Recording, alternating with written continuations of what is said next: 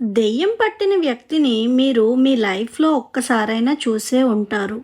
అలా చూసిన ప్రతిసారి మన మైండ్‌లో రన్ అయ్యే ఒకే ఒక్క ప్రశ్న, వీళ్ళకి నిజంగా దెయ్యం పట్టిందా? లేదా పట్టినట్టు నటిస్తున్నారా? అని ఇదే ప్రశ్నని మీరు ఆ దెయ్యం పట్టిన కుటుంబ సభ్యుల్ని కానీ అడిగితే 100కి 100% దెయ్యం పట్టిందని, రాత్రులు పడుకోవడానికి ఒంట్లో వణుకు పుడుతుందని భయంగా చెప్తారు. ఆ క్వెషన్ మీరు ఇంకెవరిని అడిగినా దెయ్యం లేదు, ఏమీ లేదు. ఏదో వాళ్ళు నటిస్తున్నారు అని చెప్తారు. అయితే ఇదే క్వెషన్ కొన్ని వేల సంవత్సరాలుగా దెయ్యం పట్టడం అన్న కాన్సెప్ట్ మాత్రం ఎవ్వరికీ అర్థం కాని ఒక మిస్టీరియస్ కాన్సెప్ట్‌లా ఉండిపోయింది. అందుకే ఈరోజు మనం వీడియోలో దెయ్యం పట్టడం నిజమా? కాదా? అన్నది గరుడ పురాణం ప్రకారం ఎక్స్‌ప్లెయిన్ చేస్తూ కొన్ని ఇమేజెస్ కూడా మీకు ఈ వీడియోలో నేను యాడ్ చేస్తాను.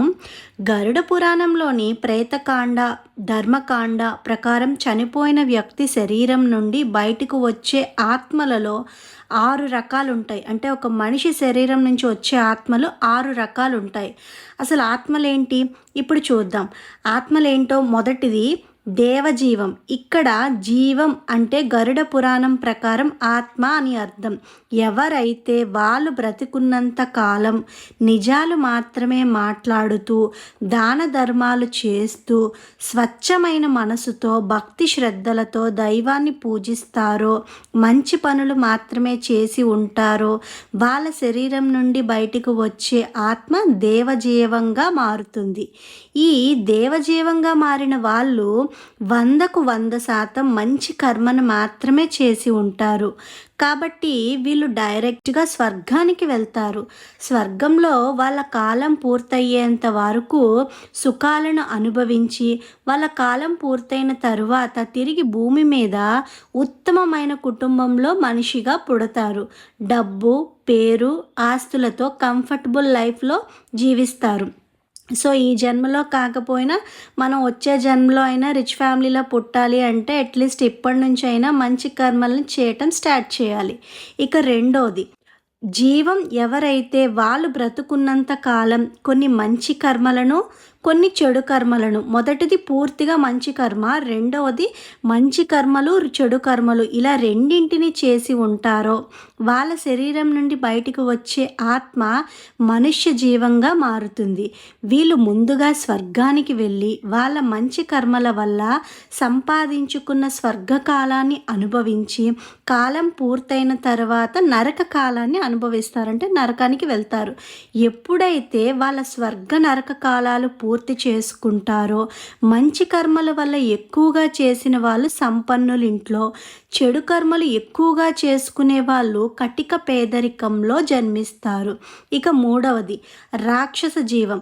ఎవరైతే పక్కన వాళ్ళ ఎదుగుదలను చూసి ఈర్ష్య పడతారో, అహంకారంతో మనుషులను, జంతువులను హింసిస్తూ జీవితంలో ఒక్కటంటే ఒక్క మంచి పని కూడా చేసి ఉండరో, వాళ్ళ శరీరం నుండి బయటకు వచ్చే ఆత్మ రాక్షస జీవంగా మారి నరకపు ద్వారంలో అడుగుపెట్టి యమధర్మరాజు ఆదేశాల ప్రకారం భరించలేని నొప్పితో చిత్రహింసలు అనుభవిస్తారు. ఎప్పుడైతే వాళ్ళ నరక కాలం పూర్తవుతుందో అప్పుడు తిరిగి భూమి మీద పురుగులుగానో, పక్షులుగానో పుట్టి చాలా హీనమైన జీవితాన్ని గడుపుతారు. ఇక నాలుగవది ముక్త జీవం లేదా మోక్ష జీవం అని కూడా అంటారు. ఎవరైతే వాళ్ళు బ్రతుకున్నంత కాలం ఎటువంటి కోరికలు లేకుండా దైవ ఆరాధన మాత్రమే చేస్తూ పూజలు, తపస్సులు నిమగ్నమై ఉంటారో వాళ్ళు చనిపోయిన తరువాత ముక్త జీవంగా మారి వైకుంఠానికి వెళ్ళి సాక్షాత్తు మహావిష్ణువులో కలిసిపోయి మోక్షాన్ని పొందుతారు. ఇవన్నీ ఇప్పటిదాకా నేను మీకు బ్రతుకున్నప్పుడు చేసే కర్మలను బట్టి చనిపోయాక బయటకు వచ్చే 4 రకాల ఆత్మల గురించి చెప్పాను. ఇప్పుడు చివరివి 5, 6 ఆత్మల గురించి చెప్పుకుందాం. ఈ చివరి 2 రకాల ఆత్మల వల్లే దెయ్యం పట్టడం. అంటే మొదటి 4 రకాల ఆత్మలు దెయ్యం పట్టడం కాదండి. లాస్ట్ 5, 6 ఆత్మలే మనకి దెయ్యం పట్టడం. అంటే మీరు మూవీస్‌లో చూస్తారు కదా! ఎలా అంటే ప్రేతాత్మ అండ్ పిశాచ జీవం అన్న పేరుతో పిలుస్తారు వాళ్ళని. అంటే మనం ప్రేతాత్మ గురించి తెలుసుకుందాం.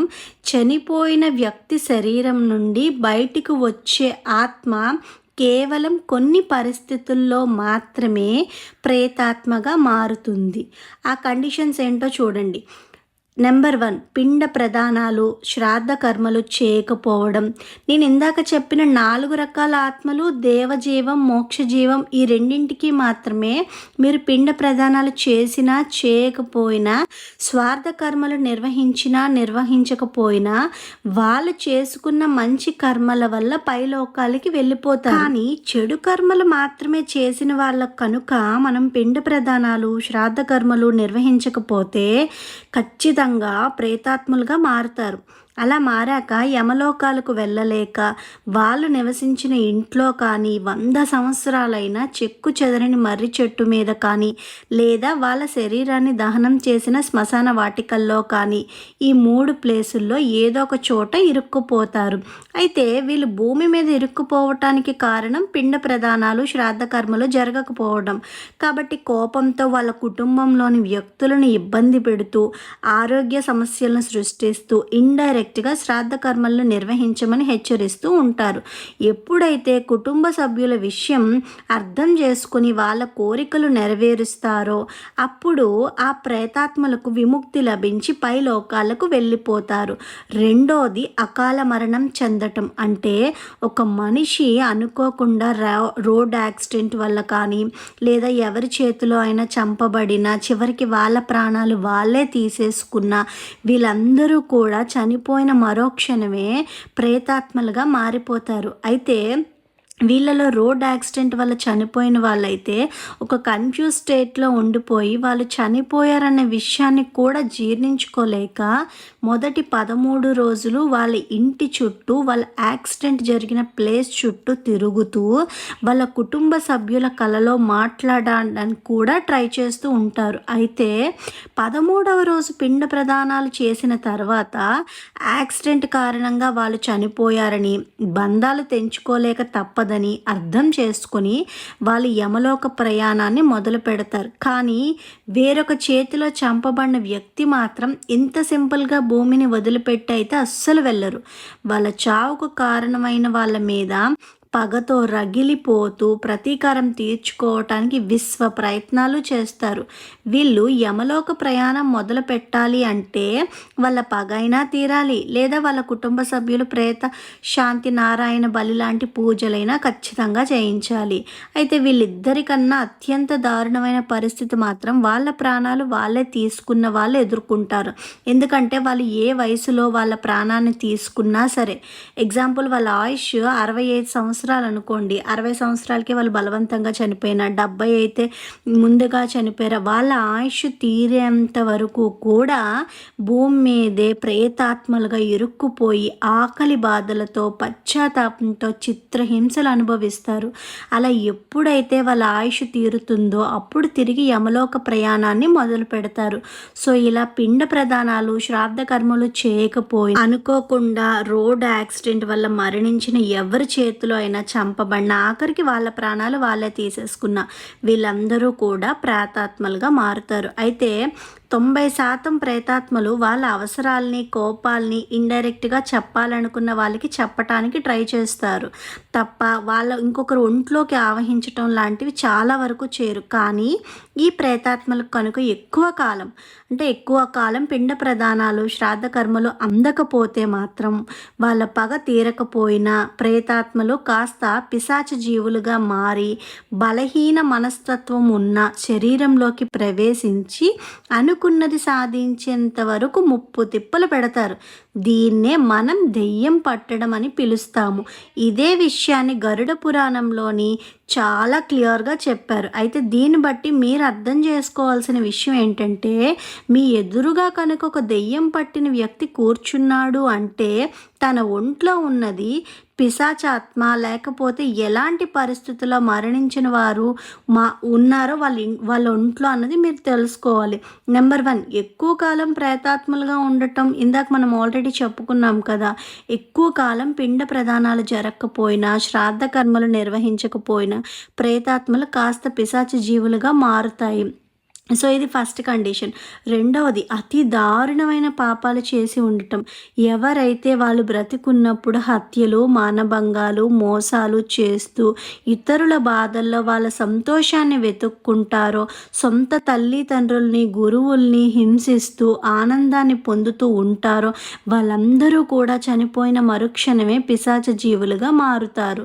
నెంబర్ 3, తీరని కోరికలతో చనిపోవడం. అంటే ఎగ్జాంపుల్ మీకు మూవీస్లో చూపిస్తారు కదా, అరుంధతి, చంద్రముఖి, రాక్షసుడు, అలా ఏదైనా కోరికలతో చనిపోయినప్పుడు వాళ్ళు ఏం చేస్తారంటే, చనిపోయినా కూడా వాళ్ళ కుటుంబ సభ్యులకి ఏదో చెయ్యాలి అన్న తపంతో చనిపోయిన వాళ్ళందరూ కూడా చనిపోయిన మరుక్షణం పిశాచాత్మలుగా మారుతారు.